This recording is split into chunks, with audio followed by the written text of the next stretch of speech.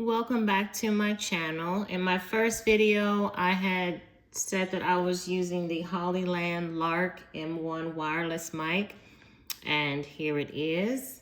And this is the transmitter. And here are the two mics that it comes with.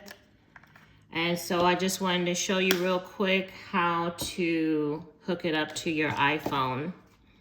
So you just want to take the transmitter, and it comes with a couple of these. So you want to take the one that has the USB-C on the end. You want to plug it into the transmitter. And then you want to plug the USB-C into your iPhone. It's plugged up. And then you want to attach this to yourself, of course, or wherever you're going to put it. And it comes with one of these. And then on your phone, you want to go to, it's going to ask you this. It's going to say, are you connecting a pair of headphones? If you switch devices, you can update this selection in the sounds and haptics section of settings. So you want to hit headphones. Okay. And then if you want to check in here, you want to go to settings and then go to sound and haptics and then scroll all the way up. Scroll all the way up and go to headphone safety and go to USB audio accessories and see it says connected to headphones. That should be on.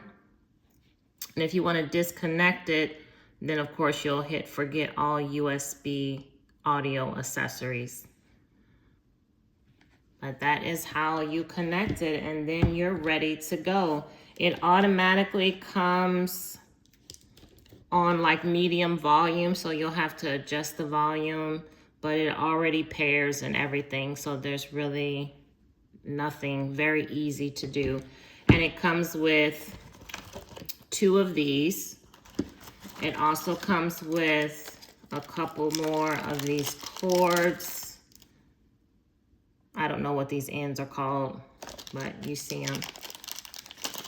And then it comes with this one. It has this carrying case. And it also comes with another cord. I got this off of Amazon for, I'm thinking this fits the older model iPhones.